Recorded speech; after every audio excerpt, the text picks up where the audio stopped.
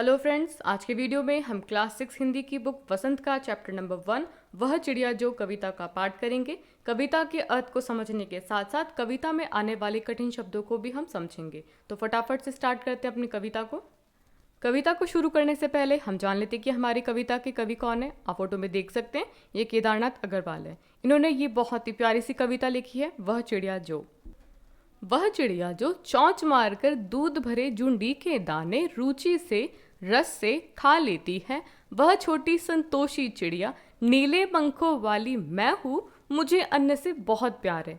तो यहाँ पर कुछ डिफिकल्ट वर्ड हैं जैसे कि जुंडी, रुचि से, रस से और संतोषी। तो इनका सबसे पहले हम अर्थ देख लेते हैं। जुंडी का मतलब होता है जौ और बाजरे की बालियाँ।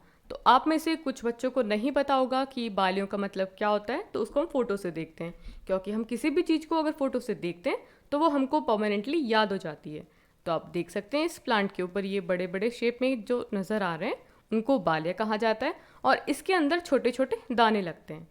तो झुंडी का मतलब आपको समझ में आ गया। रुचि का मतलब होता है इंटरेस्ट के साथ में अपनी इच्छा से वो खा लेती है। रस से मतलब खुशी खुशी। संतोषी का मतलब होता है संतोष रखने वाली, उसको जो मिलता है वो आराम से खुशी खुशी खा लेती है, बिल्कुल भी कंप्लेन नहीं करती कि उसको ज़्यादा मिला या फिर कम मिला। अब इस जो पैराग्राफ को हमने पढ़ा है उसका मीनिंग देखते हैं।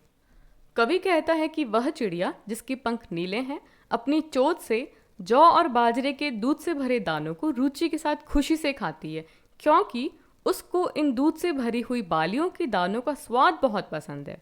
वह चिड़िया आकार से तो छोटी है परंतु स्वभाव से संतोष रखने वाली है। उसे अनाज के दाने अत्यंत प्रिय हैं, इसी कारण उनको वह बड़े चाव से खाती है। तो कवि कहते हैं कि जो छोटी सी चिड़िया है जिसके नीले नीले पंख हैं, उसको दूध में भिगो हुए जौ और बाजरे के दाने उसको बहुत ज़्यादा पसंद है। वैसे तो वो साइज़ में बहुत छोटी है, लेकिन उसका स्वभाव है, उसका जो नेचर है वो बहुत संतोषी है। उसको जो मिलता है उसको बड़े आराम से खुशी खुशी उसको खा लेती है, क्योंकि उसको जो अनाज के दाने हैं बड़े फेवरेट हैं। इसी कारण वो उनको क्या करती है, बड़े आराम से उसको खा लेती है।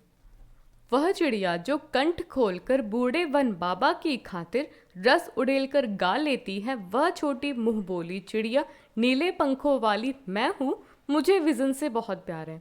तो यहाँ पर सबसे पहले हम बात करते हैं कुछ डिफ़िकल्ट वर्ड्स की, जैसे कि कंठ, रस उड़ेलकर और विजन। कंठ का मतलब होता है गला। रस उड़ेलकर गाने का मतलब होता है कि चिड़िया की बहुत मीठी आवाज़ में वो गाना गाती है। और विजन का मतलब होता है आकाश, जिसको हम बोलते हैं आसमान। तो हमने जो भी पैराग्राफ पढ़ा उसका अर्थ समझते हैं। कवि कहता है कि वह चिड़िया जब अपने मुक्त कंठ से मधुर स्वर में गाती है तो जंगल में रहने वाले पशु पक्षी तथा लोगों को खुशी मिलती है। तो कवि कहना चाहते हैं कि जब चिड़िया अपने खुले गले से बहुत मीठी आवाज़ में गाना गाती है तो जंगल में रहने वाले जो जानवर हैं, पक्षी हैं, लोग हैं, उनको बहुत खुशी मिलती है।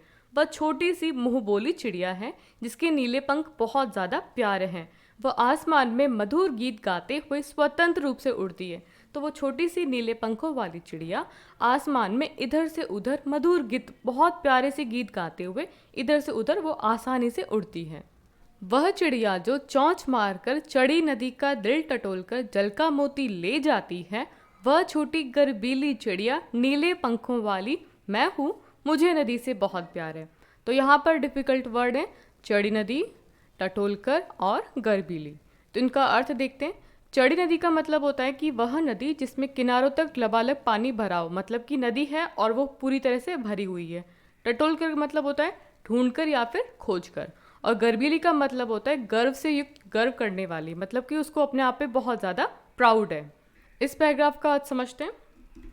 अंतिम पद में कवि कहना चाहते हैं कि यह नीले पंखों वाली छोटी सी चिड़िया अत्यंत साहसी और गर्व से भरी हुई है, क्योंकि यह चिड़िया छोटी होने के बाद भी उफनती हुई नदी के ऊपर से जल रूपी मोती ले आती है, अर्थात जल से अपनी प्यास बुझा लेती है और नदी से और उसके जल से उसको बहुत ज़्यादा प्यार करती है। तो यहाँ पर कवि कहना चाहते हैं कि जो प्यारी छोटी सी चिड़िया है नीले पंखों वाली, वो बहुत ज़्यादा बहादुर है। क्यों? क्योंकि साइज़ में वो बहुत छोटी है, लेकिन वो क्या करती है, जब नदी में बहुत ज़्यादा पानी होता है, नदी पूरी तरह से चल रही होती है, तो नदी के अंदर से छोटी छोटी बूंदें, यहाँ पर कवि ने बात की है जल रूपी मोती। इसका मतलब क्या हुआ कि जो पानी की छोटी छोटी ड्रॉप्स है उसको वो अपने मुंह में, अपने चोंच में भर कर लाती है और अपनी प्यास को बुझाती है। तो चिड़िया को अपने आप पे बहुत प्राउड है कि इतनी छोटी होने के बावजूद वो उफनती हुई नदी से पानी की बूंदों को लाके अपनी प्यास को बुझा लेती है, क्योंकि चिड़िया को नदी से और उसके पानी से बहुत प्यार है। बच्चों, आज की वीडियो में हमने वो चिड़िया जो कविता को अच्छे से पढ़ा। आई होप आपको कविता अच्छे से समझ में आई होगी। वीडियो अच्छा लगा तो वीडियो को लाइक करें, दोस्तों के साथ शेयर करें। चैनल पे नए हैं तो चैनल को सब्सक्राइब करना है। आपसे मिलते हैं नए वीडियो के साथ में, तब तक के लिए till then take care and have a good day.